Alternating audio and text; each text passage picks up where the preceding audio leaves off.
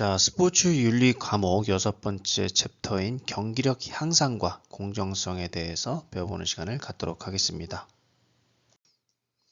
네, 이번 챕터인 경기력 향상과 공정에서는 첫 번째로 도핑, 두 번째로 유전자 조작, 그리고 마지막으로 스포츠에서 생체공학 기술 활용, 이렇게 크게 세 가지로 구분해서 살펴보도록 하겠습니다. 자, 그 중에 먼저 도핑입니다. 자, 도핑이라고 하는 것은 여러분들도 그 개념을 잘 알고 계실 것 같은데요. 여기 나와 있는 그 사전적 정의를 한번 살펴보면은 선수 또는 동물에게 수행 능력의 향상을 목적으로 약물을 사용하거나 특수한 이학적 처치를 하는 것, 그리고 사용 행위를 은폐하는 것까지 포함한 총체적 행위를 우리는 이제 도핑이다 라고 이야기하고 있습니다.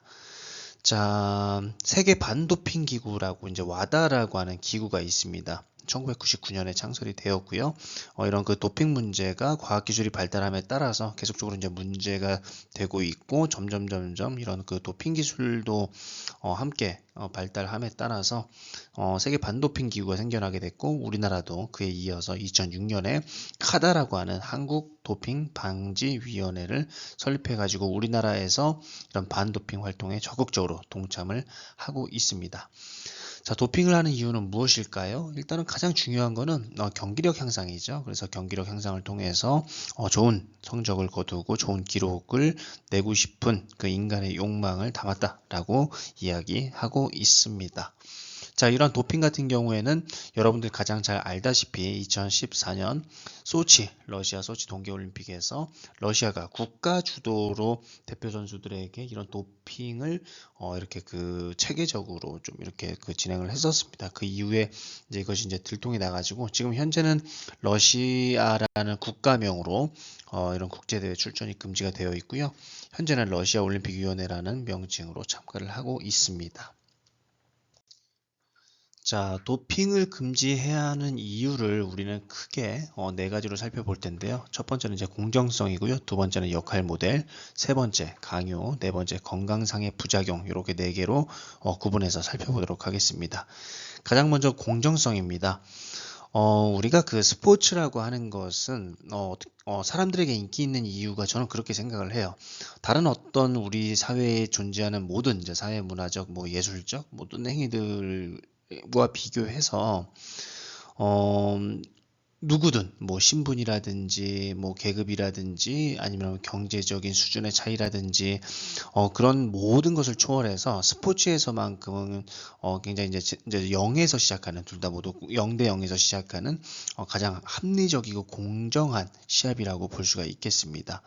자, 이런 공정성이라는 이유 때문에 스포츠에 사람들이 많이 관심을 갖고 스포츠를 즐겨 보는데 그 이유가 있겠는데, 만약에 이런 그 도핑을 통해서 우리가 100m 달리기를 할 때 둘 다 0m에서 시작해가지고 똑같은 출발선에 시작해서 100m까지 뛰는 것이 아니라 이런 과학적인 처치에 의해서 10m, 20m 앞에서 달린다고 하면 그 스포츠를 누가 즐길 수가 있겠습니까? 그렇죠? 이것이 바로 공정성과도 연결되는 부분인데, 우리가 앞서서 살펴보았듯이 스포츠에서 가장 중요한 부분 중에 하나가 공정성, 페어플레이라고 이야기를 했습니다. 하지만 이 도핑은 공정성을 심각하게 훼손할 수 있기 때문에 이제 그 스포츠계에서는 이게 전적으로 좀 금지를 해야 된다라고 보는 이유라고 여러분들 생각하시면 될 것 같습니다. 자, 다음으로 역할 모델입니다. 도핑은 이제 뒤에서도 나오겠지만 신체적으로 많은 부작용을 일으킬 수 있기 때문에 모든 사람들에게 금지가 되어 있습니다. 하지만 어린 아이들, 뭐 이렇게 그 모든 이제 관중들이나 사람들이 마찬가지겠지만, 특히 한참 자라나는 어린 아이들이 우상으로 생각할 수 있는 사람들이 뭐 연예인도 있고 스포츠 스타들도 있겠지만, 본인이 우상으로 생각하는 스포츠 스타가 이런 그 도핑을 통해서 이런 그 좋은 경기력을 보이고 그렇게 된다고 하면은 어린 아이들도 자칫 이를 따라할 수 있는 문제가 생길 수가 있습니다. 자, 이를 우리는 이제 역할 모델 측면에서 살펴볼 수가 있겠는데, 사회학습 이론에서는 청소년의 일탈 행위가 주로 관찰이나 모방에 의해서 이루어진다라고 이야기를 하고 있습니다. 그렇기 때문에 자신이 생각하는 어떤 이상형, 어떤 그 역할 모델로서의 역할을 하는 선수가 이런 도핑과 관련된 문제를 일으키고 그렇게 한다고 하면 자칫 이를 모방할 수 있는 그런 사회적 문제까지 연결이 될 수 있다라고 보는 관점입니다. 자, 다음은 강요입니다. 도핑은 주로 개인의 합리적인 선택에 의해서 이루어지게 되겠는데요. 이런 어떤 뭐 지도자라든지 선배를 통해서 경기력 향상을 위해서 이제 본인이 원치도 않음에도 불구하고 이런 도핑을 강요받을 수 있는 그런 상황이 될 수가 있기 때문에 이런 것들은 철저하게 좀 금지를 해야 될 필요성이 있겠고, 앞에서 잠깐 얘기했듯이 건강상의 부작용이 있습니다. 250여 종의 금지 약물과 금지 방법으로 지정된 것들은 모두 심각한 건강상의 부작용을 초래할 수가 있겠습니다. 이런 도핑과 관련해서 문제가 되었던 선수들 중에 많은 선수들이 이제 좀 일찍 단명을 했다든지 여러 가지 문제점이 생겨 건강상의 문제점이 생긴 뭐 이런 사례들이 많이 보고가 되고 있는데요. 이렇다시피 뭐 건강상의 부작용도 마찬가지로 도핑을 우리가 금지해야 하는 이유 중에 하나라고 볼 수가 있겠습니다. 자, 그렇다고 하면은 도핑을 어떻게 하면 금지할 수가 있을까요? 저는 뭐 모든 우리 사회에 있는 뭐 스포츠와 관련된 문제점을 해결하는 방안이 다 동일하다고 생각을 하는데, 일단은 사전에 예방하는 것이 가장 중요하죠. 그 예방이라고 하는 것은 뭐 철저한 이제 윤리 교육이라든지 반도핑 관련 교육을 철저하게 이수를 하게 만들어 가지고 이런 도핑이 잘못되었다라는 것에 대한 교육이 충분히 이루어져야 되겠다라고 생각을 하고 있고요. 그 이후에는 아주 촘촘한 그물망을 구축을 해가지고 이런 도핑을 잡아낼 수 있는 그런 노력들을 굉장히 많이 해야 된다라고 생각을 합니다. 그 이후에 굉장히 촘촘하게 이렇게 도핑을 적발하기 위한 노력을 했음에도 불구하고 뭐 예방 교육도 하고 그런 노력을 했음에도 불구하고 도핑을 실시해서 적발된 선수들의 경우에는 무관용 원칙으로 강경한 처벌을 내려야만이 이런 문제들을 근본적으로 좀 해결할 수 있다라고 생각을 합니다. 그래서 사전 그리고 사후 그리고 철저한 감시 이렇게 해가지고 세 가지로 구분을 해서 저는 여러 가지 방안이 좀 필요하다라고 생각을 합니다. 자, 도핑과 관련된 이제 금지 약물을 복용하거나 이런 투여했음에도 불구하고 이런 빠져나갈 수 있는 어떤 장치가 유일하게 한 가지가 있습니다. 뭐 빠져나갈 수 있다는 표현 자체가 조금 지나친 것 같긴 한데, 일단은 치료 목적 사용 면책이라고 하는 TUE라고 하는 제도가 있습니다.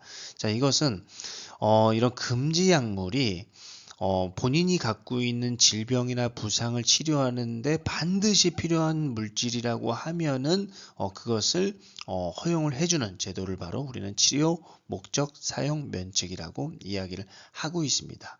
하지만 이런 면책을 받기 위해서는 사후에 통보하는 것이 아니라 사전에 내가 금지 약물을 투여하거나 복용하기 전에 이를 미리 통보를 해서 승인을 받은 후에 복용을 해야만 인정을 받을 수 있기 때문에 이런 사용에 있어서 굉장히 주의를 기울여야 되겠다라고 볼 수 있겠습니다.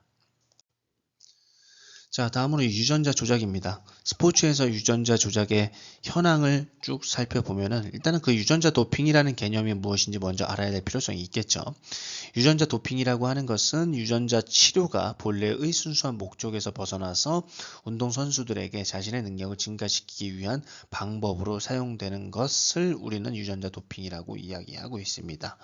자, 그래서 유전자 도핑을 활용하는 이제 다양한 방법으로서는 뭐 개놈 방법, 그리고 체세포 변형 방법, 생식세포 계열 변형 방법, 유전 배아 선택 이렇게 구분이 될 수가 있겠는데요. 만약에 시험에 나온다고 하면은 어떤 사례를 주어질 거예요. 어떤 보기를 통해서 사례를 주어줘서 이것에 해당되는 유전자 도핑의 방법을 고르시오라고 이제 문제가 나올 수가 있습니다. 그럼 여러분들이 이 게놈에 대한 어떤 개념, 그리고 체세포 변형에 대한 개념, 생식세포 계열 변형에 대한 개념, 유전 배아 선택 뭐 이런 부분들을 잘 숙지하고 있다가 그것을 잘 설득하는 그런 능력을 좀 키우시길 바라겠습니다. 자, 유전자 조작을 반대해야 하는 이유, 뭐, 여러 가지 형태로 나타날 수가 있겠는데, 크게 네 가지로 살펴보도록 하겠습니다. 첫 번째는 인간 존엄성 침해, 그리고 종의 정체성 혼란, 스포츠 사회의 무질서 초래, 위험성, 이렇게 크게 네 가지로 살펴보겠는데요. 일단은 인간 존엄성 침해가 가장 기본적인 것이죠. 인간이라고 하는 것은 그 존재만으로도 모든 사람들에게 어떤 존엄성을 가질 수가 있고, 다른 사람들에게 존경을 받을 수 수 있는 그런 존재라고 생각을 합니다. 하지만 스포츠 경기에서 좋은 수행을 위해서 이런 유전자 조작을 실시를 한다. 이런 부분들은 인간이 어떤 그 자체의 존엄성이라기보다는 좋은 성적을 내기 위한 어떠한 목적의 수단으로서 작용을 하는 것이게 되겠죠. 그렇기 때문에 인간의 존엄성 문제가 아주 심각하게 침해가 될 수 있다라고 볼 수가 있겠습니다. 자, 다음으로 종의 정체성 혼란입니다. 이런 그 유전자 조작은 인간의 헛된 욕심 때문에 힘 있는 존재, 우리가 뭐 영화에서 보는 그 뭐 이렇게 그 뭐 마블이나 아니면은 뭐 캡틴 히어로즈 뭐 이런 뭐 또는 이제 요새 뭐 범죄 도시죠. 범죄 도시, 마동석 이런 그 아주 강력한 힘을 가진 그런 슈퍼 히어로들을 계속적으로 이제 그 뭐 갈구하게 되고 이렇게 찾게 되는 데 뭐 여러 가지 원인이 있을 수가 있겠지만 이런 것들을 만들어내기 위해서 이런 과학 기술을 활용을 해가지고 자꾸 이렇게 그 되게 이렇게 인간의 어떤 그 한계치를 넘는 그런 인간을 만들어내는 것이 가능해진다고 하면은 이것이 바로 그 종의 정체성에 크게 혼란이 될 수가 있는 부분이기 때문에 이런 것들이 크게 문제가 될 수 있겠습니다. 자, 또한 스포츠 사회의 무질서를 초래할 수 있습니다. 앞에서 살펴보았던 도핑 같은 경우에도 우리가 그 이 도핑이 뭐 이렇게 그 굉장히 허용이 된다고 하면은 도핑을 통해서 어떤 그 경기력 향상을 노리려고 하지 순수한 노력과 땀으로 이런 경기력 향상을 노리지 않을 것 같습니다. 그렇기 때문에 스포츠라는 존재 자체의 근원성을 이렇게 조금 이렇게 훼손할 수도 있겠고, 또한 그 여러 가지로 그 스포츠 사회가 갖고 있는 어떤 그런 그 나름대로의 어떤 체계성이나 이런 부분들이 무너질 수가 있기 때문에 이런 유전자 조작은 이런 측면에서 좀 문제가 될 수 있다.